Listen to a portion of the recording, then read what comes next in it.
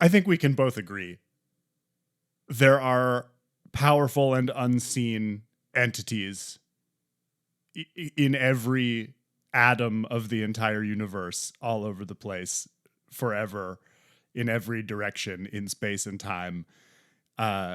Every human culture has encountered them. Even in human cultures where they don't have names for them, people encounter them, and then those people get called all kinds of names, and they come up with all kinds of rationalizations for what actually happened to them. But suffice it to say, they're real. They're everywhere. They interact with us. My question for you is, what are they? Hmm.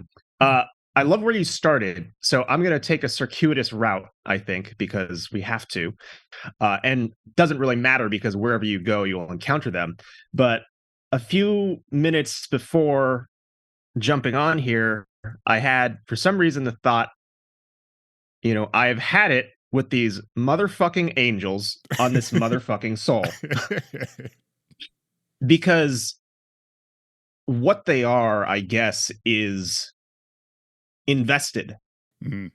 because they need us in the same ways that we need them, whether or not we realize it. And how do I put this in a way without being completely useless? I mean, they're people basically, but they Mm. have different rules from us and they have different times than us. Uh, it seems like they perceive things in a much more non-linear, non-local, atemporal fashion, but they cross over kind of like, splicing two different planes together and suddenly a third dimension emerges. Mhm. Mhm. So what are they? Uh for me, a big part of this is also about the kind of duality of both the soul and the body, which kind of I feel replicates in a fractal manner all the way up. Mhm.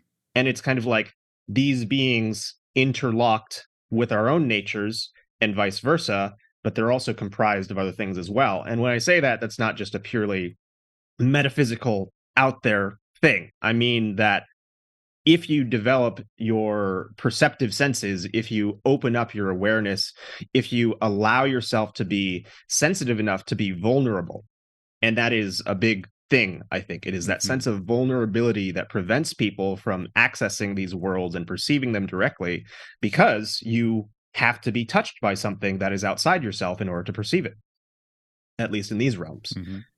So, whatever they have different sizes, they have different roles. Some of them are really, really, really fucking big, Mhm. and others of them are pretty tiny and small. You can put them in a stone, carry them Mhm. around in your pocket, Mhm. perhaps. Mhm. Uh, and even that is not necessarily binding in the way we think of being in one place because they don't exist in one place. They filter through material reality and I believe, expose themselves or bind themselves or a part of themselves through resonance.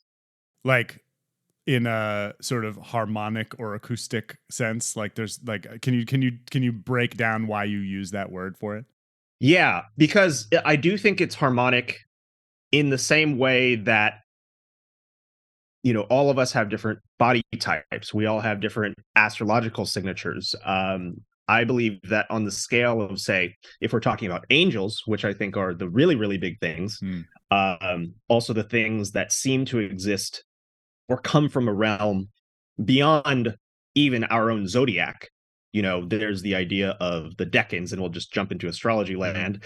Uh, a lot of different cultures and esoteric works say that the decans are further out than our solar system, that they're Mhm. further out than our zodiac, and that our zodiac is defined by the stories of the decans. Mhm. And so the planetary system we have is like our local myth language dual synchronistic material expression thing of the nature of these decans. And so we're like, well, we know, moon through Saturn, so we will just call this decan to be associated with that thing. Mhm. But these are really squashed down masks, tiny little portholes through which the vastness of these beings get expressed. And how do you find those portholes? That's the resonance. That is the, in an astrological sense, you can be like, oh, Jupiter in the sign invites this kind of being or entity. But on a personal sense, it is, the lived experience. It is your story. The really big thing of it, and the reason I started with that silly quote, is because the more I've learned about them, the more I realized that I wasn't learning something new. I was just finding what was already there. And the more I learned about, my own personal story with my, quote unquote, holy guardian angel or inner self or whatever you want to call it, like that angel is in a book that was written before I was born. And that spot is on my natal chart in a place that hits my personal planets. And there's no explanation for that, but it is a concrete manifestation in the material and tangible world.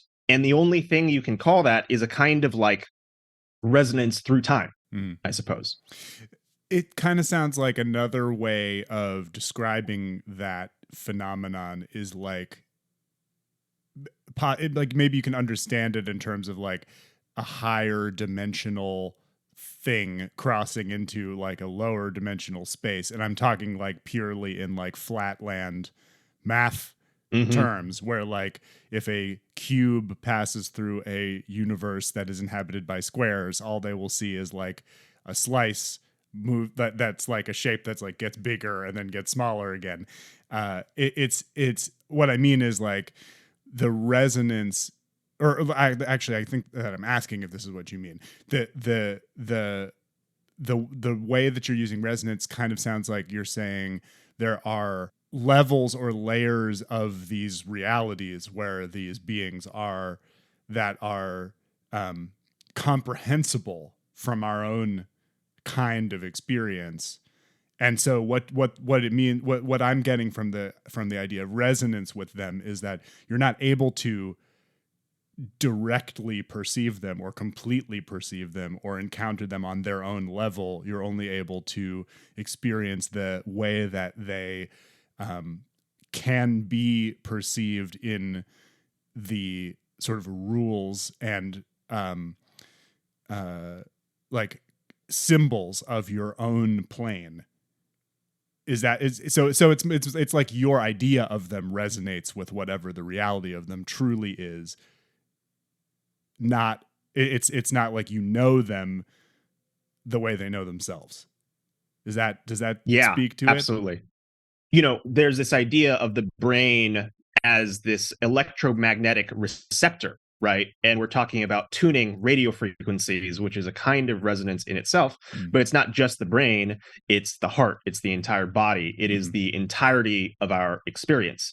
And so in a way you can say we are the instruments, and we have to play the right notes of ourselves in order to make the music that calls them down to dance. Nice. And this metaphor comes to mind because actually last night I was doing an ecstatic Jupiter prayer. It was magic. It was a type of result-seeking thing.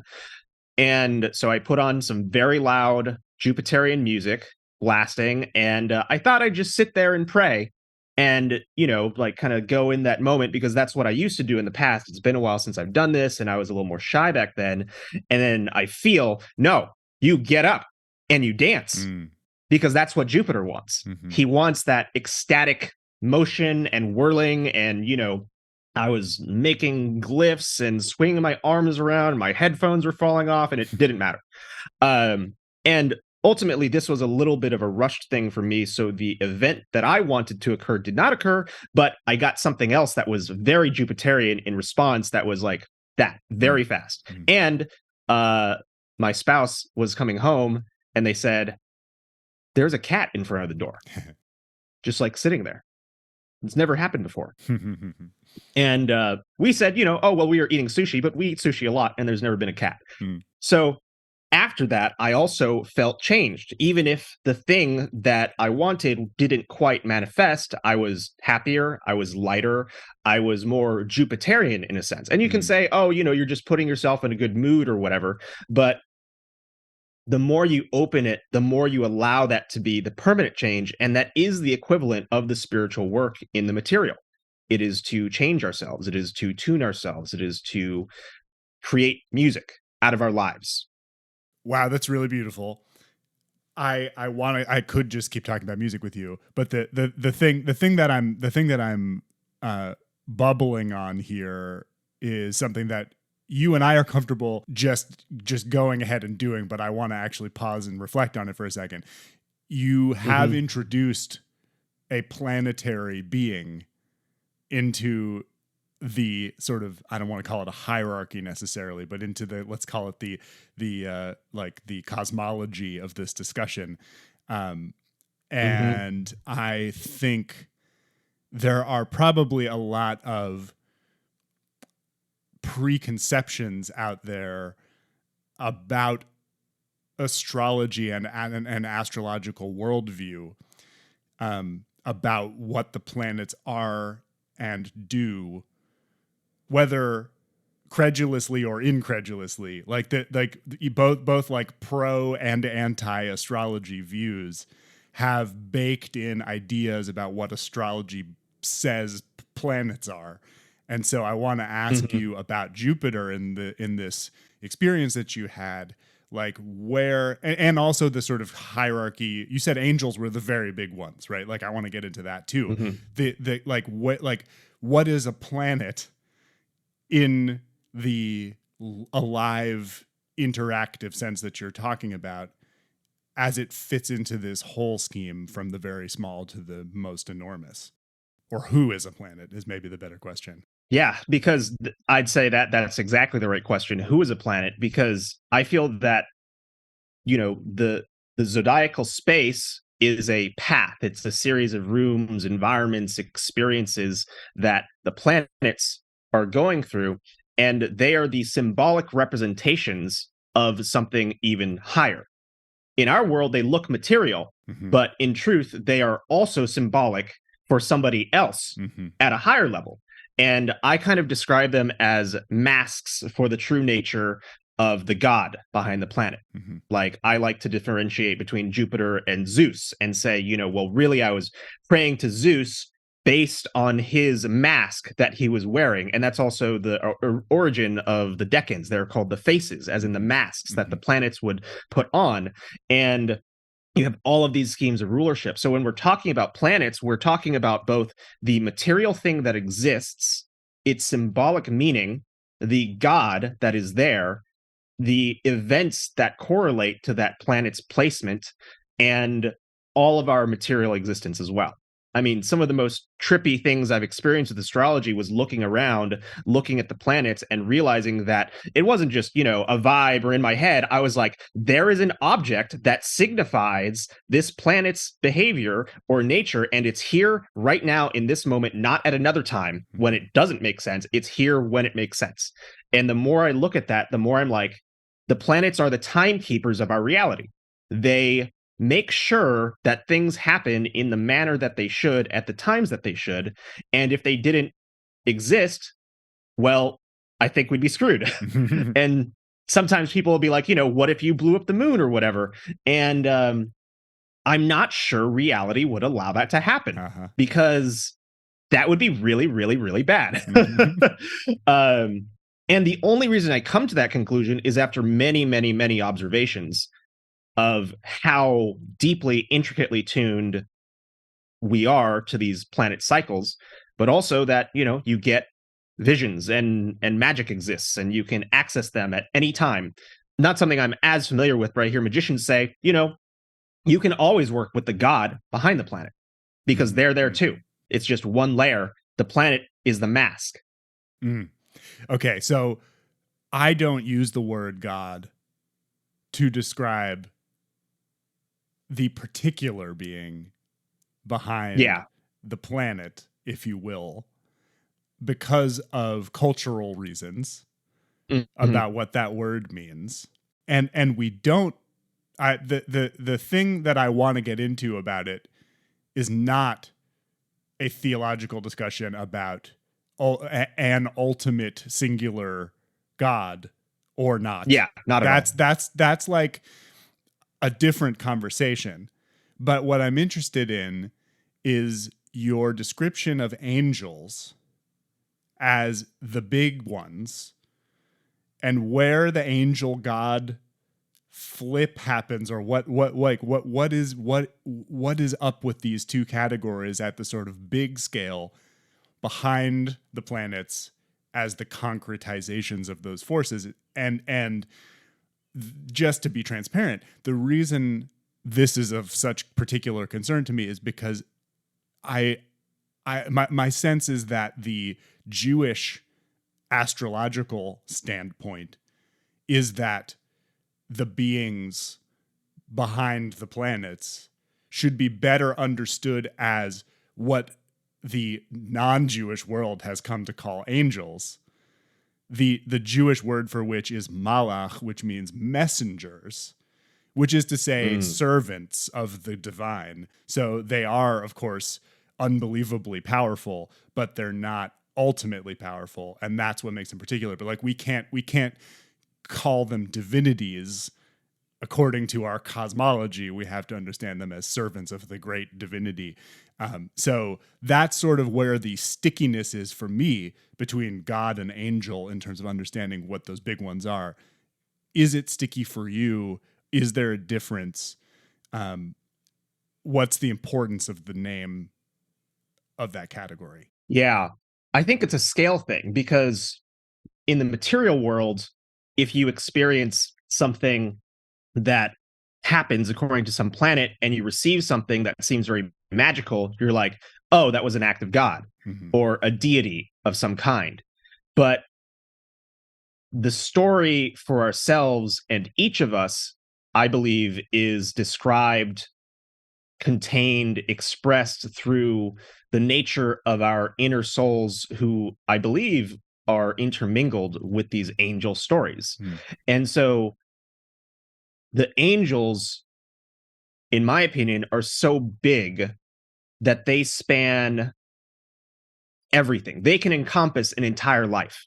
A planet and its associated deity cannot. They can only encompass 1/7 or 1/10.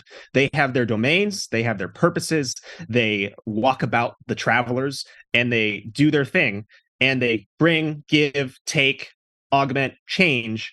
But who's always there? Who never changes?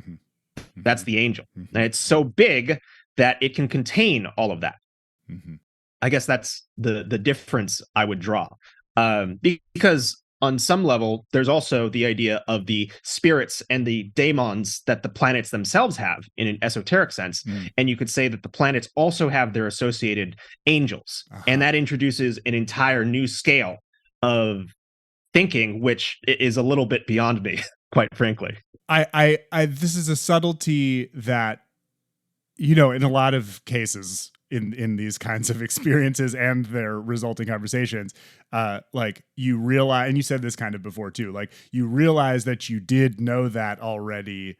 You just didn't have like the perspective available at the time you were thinking about it once to sort of make that connection. But like that is it's really, I mean, it's kind of mind blowing actually, to consider that doing astrology like all the time and thinking of it as this like literally physically massive choreographed like interaction across millions of miles. Like you're actually talking on a relatively small scale in terms of the forces at work. And so like I have like I began this conversation by talking about like how entities are everywhere at every scale, and I've had experiences of many entities at many scales. The one experience I've had where one announced itself by name in the language, in the religious language of my ancestors who gave it that name, as like one of the primary messengers of the divine, it was manifest to me as a small child, which is something that there turned out to be documentation for that I had never seen. As these things go. I and we've been talking the whole time about the resonance, about sort of like, I couldn't have fathomed the being in any other way, probably, if it had presented itself to me in its true form, or something even anywhere close to its true form.